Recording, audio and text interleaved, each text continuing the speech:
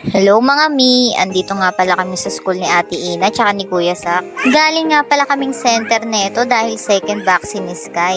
At dahil nga ilang minuto na lang ay uwian na nila, dinerecho na nga ni Daddy sa school nila para sunduin sila. Nauna na nga pala naming sunduin si Sak dyan. Mas una kasi silang palabasin kaysa kay Ina.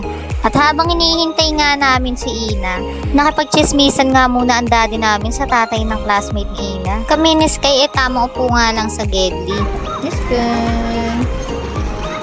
Habang hinihintay nga namin si ate dito, kay Kuya Sak na lang muna ako nakipagdaldalan. Kada uuwi nga ang kuya namin galing school, ang daming baong kwento. Ano sabi mo kanina? Anong ginawa niyo sa ano? Anong pinagawa sa inyo ni teacher? Anong ginawa? Ano ginawa? Ah. Tapos? Saya ka doon?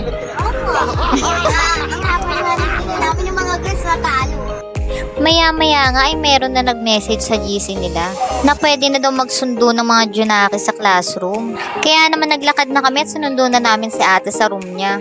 Nauuna na nga maglakad niyan si daddy papunta ng room ni ate. At ayan na nga ang ate namin, ngiting-ngiti. Hindi niya nga kasi alam na kasama kami sa pagsundo sa kanila. Makatakbo ka, alam mo nakakita ng artista.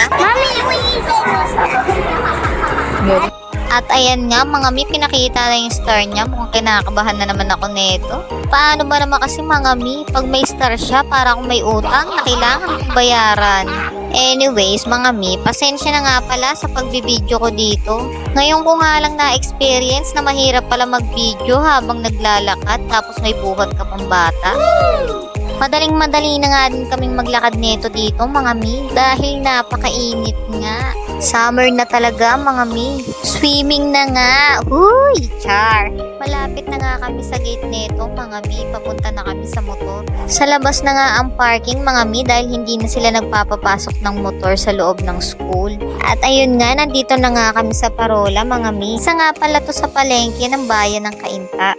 Pauwi na nga pala kami neto mga mi. Fast forward na nga tayo mga mi. Nakauwi na nga kami.